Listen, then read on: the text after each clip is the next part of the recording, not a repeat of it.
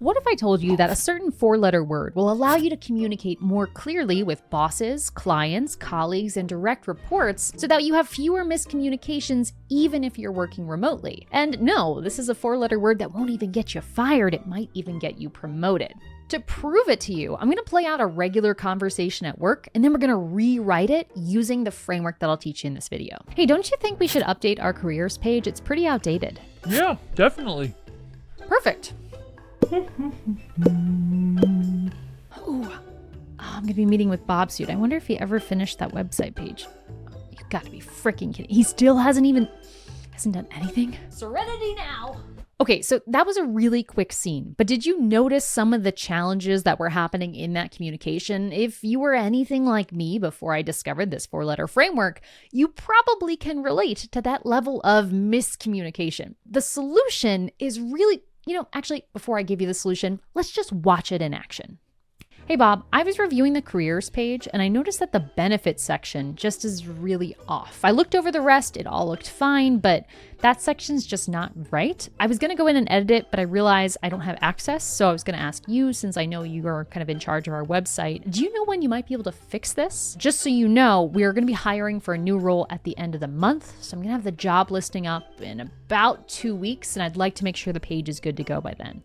Ooh, good catch. Thanks for letting me know. I review that page every 90 days. It looks like my next check is in about 11 days. So that timing should work out really well. I'm going to make a note for myself to pay careful attention to the benefits section when I do this. Does that work for you?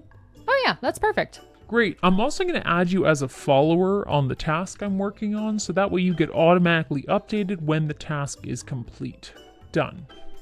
Amazing. Okay. So clearly that was a little bit of a longer exchange, but what you saw in that second situation is the four-letter framework called C.A.R.S. Now, I know, when you think of four-letter words you want to use with your clients and your boss, this is probably not at the top of your list, but C.A.R.S is a way to make sure that when you're communicating, you get your point across clearly and everyone understands what you are trying to say and what you are truly asking for. Whether you are writing an email, sending a DM in Slack, writing a message in WhatsApp, using a voice note, or in a physical meeting, the same four-part framework allows you to communicate clearly with another person. And if you haven't already guessed by this introduction, C.A.R.S is actually an acronym that stands for context, attempts, request, and stakes. These are the four categories of information you want to include in your conversation.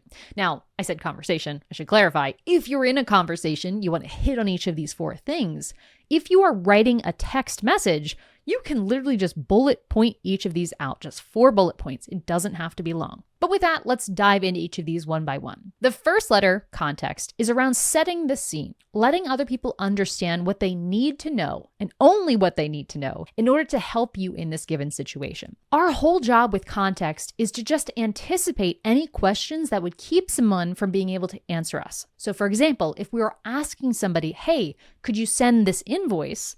They might want to know, who is the invoice to and for what amount? So in the context section, we might say, hey, I have an invoice I need to send to John Doe Inc. It's for $1,200 for our VIP service 123. Can you send this invoice? The context here is just a way to save us time and back and forth. If we do not give context and we ask someone to create an invoice, what's going to happen? Well, they're going to ask us, well, for what amount?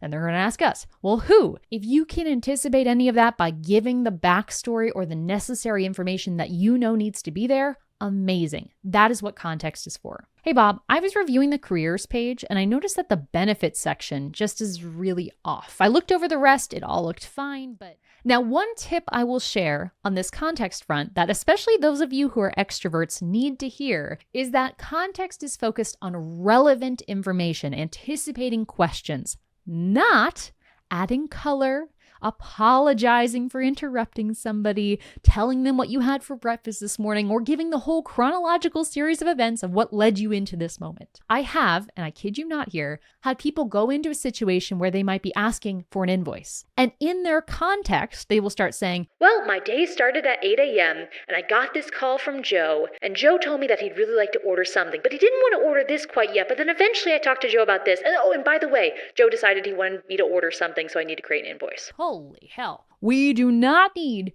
your whole life story just to create an invoice. Context does not need your whole life story just to make sense. We're looking for the relevant information to save the other person and you back and forth.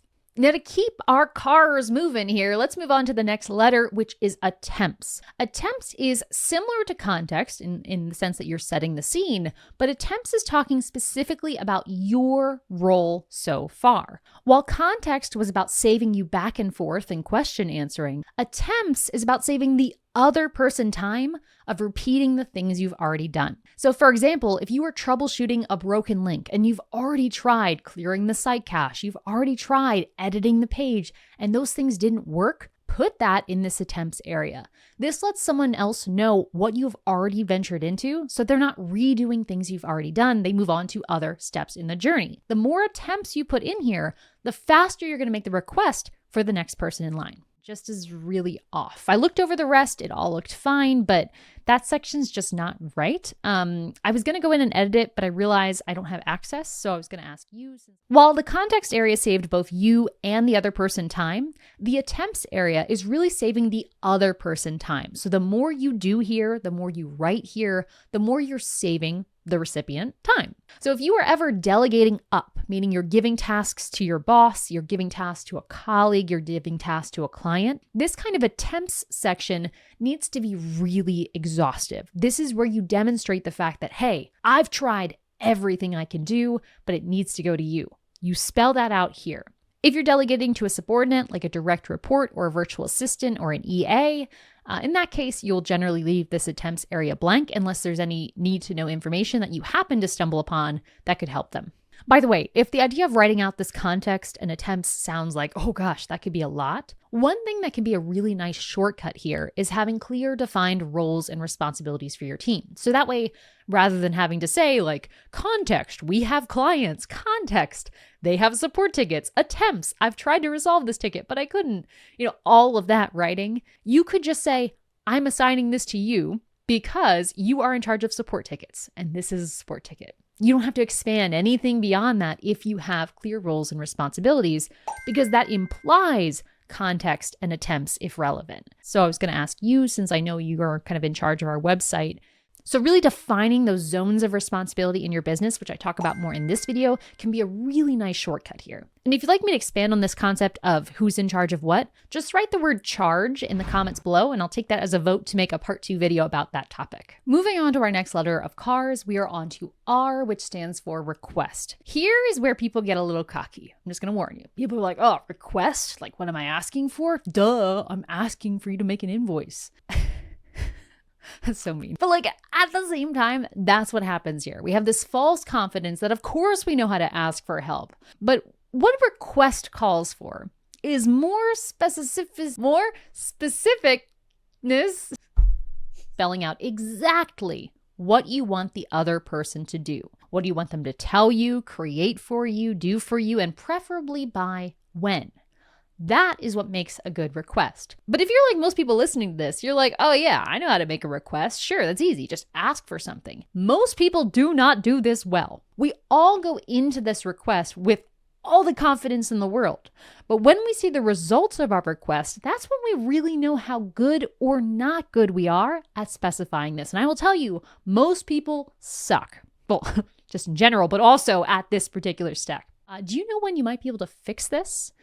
Just so you know, we're going to be some things to be careful of when writing your request are things like saying can. Can you make the invoice? That is a yes or no question. If you're not asking for their capability, don't use the word can. Another phrase that might not be so helpful is tell me what you think of XYZ.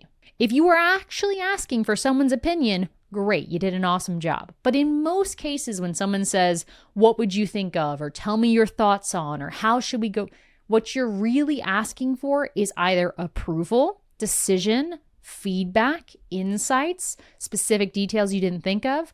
Ask for that. Rather than saying, what are your thoughts about having a 2-day virtual event? Instead say, I think we should do a 2-day virtual event. Is this idea approved? Or I don't think we should do a 2-day virtual event. Here's why. I think a better alternative would be to do this. Which of the 2 options should we do? Please tell me. Vague? Clear. We want clear options here. If you're asking for an approval, say that. If you're asking for a debate, say that. If you're looking for someone to punch holes in an idea, say that. If you're looking for cheerleading, say that. And you know what? This tip about clarifying what you're actually looking for in a conversation can work really well outside of work conversations too. One tip I'll share here, once again, if you are delegating upward in the business by delegating to clients or to your boss, this request can be helpful to put up at the very beginning of communication or at the very end, depending on what format you're using. Now, I don't think RCAS rolls off the tongue as well, which is why I like to stick with C.A.R.S. And for most people, that's the right flow of information. But if you're dealing with short attention spans or people who just need to get right to the point, putting that request up at the very top as a subject line or at the very bottom, like a TLDR would be, those can be nice options to just make it a bit more accessible. Last but not least, we are at S, which stands for stakes. And stakes is where you clarify what is going to happen if the request is not filled, or why is it important that the request is filled. The positive and negative outcomes of your request being, sorted out are what you want to define in the stakes area. Just so you know, we are going to be hiring for a new role at the end of the month. So I'm going to have the job listing up in about 2 weeks, and I'd like to make sure the page is good to go by then. Sometimes, though, it can be a bit harder to clarify the stakes, such as if we wanted to reschedule the team meeting. Well, what are the stakes of not rescheduling that team meeting? We have a meeting when we don't need it. That can be a little squishy. If you find yourself in this squishy territory, I would encourage you to either dig deeper, ask why, and figure out why rescheduling a meeting could be valuable. For example, if you have 5 people, they're $50 an hour, you have an hour-long meeting, rescheduling or canceling a meeting could save you $250. That's a pretty good stake to have. Or if you still can't figure out a meaningful stake to put down there, it might be a sign that your request is not actually worth doing. If you can't assign some kind of valuable stakes to this request, why are you bothering the person with it to begin with? Maybe you just delete it. Just putting it out there. Oh, and quick tip here. If you are one of the many teams who is struggling with micromanagement by demand, which I made up that term, but I feel like it captures it. It's when you have a team that demands that you micromanage them. Otherwise, they don't do anything, partially because they're afraid of messing up or they're just really inexperienced and new. If you're in that kind of micromanagement by demand arena, you might find that this stakes area can be your way out of having to deal with tasks. For example, you might set a team-wide rule that says the stakes need to be worth at least $500 for it to go to the manager's plate. That could work. As long as your team is relatively capable of doing the quick math of figuring out how their area impacts the dollar values, this kind of attachment of value can give a threshold for which people are given permission to solve the problem by themselves. I think here at ProcessDriven, we started this a few years ago, but it was something like, I think it was $700.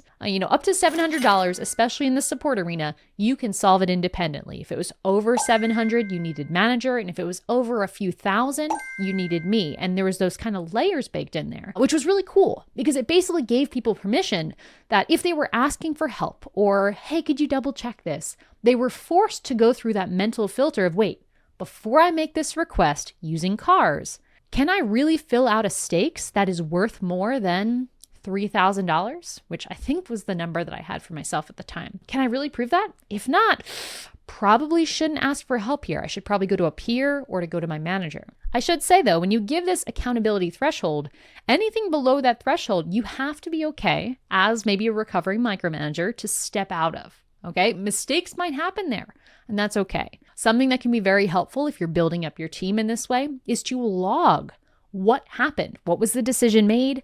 Was it good or was it bad? Let's coach through the bad ones and celebrate the good ones, and then eventually move up that accountability threshold. Move it up from 100 to 200, from 200 to 2,000, from 2,000 to 10,000. That threshold could just keep moving up as long as you take the time to teach and learn from the decisions that are made and expand that as trust is earned in both directions. You need to trust them, but they also need to trust themselves, especially if you are in that micromanagement by demand kind of arena where it can be quite challenging to build that up, usually because of maybe some leadership challenges that have happened before or just past experience or lack thereof.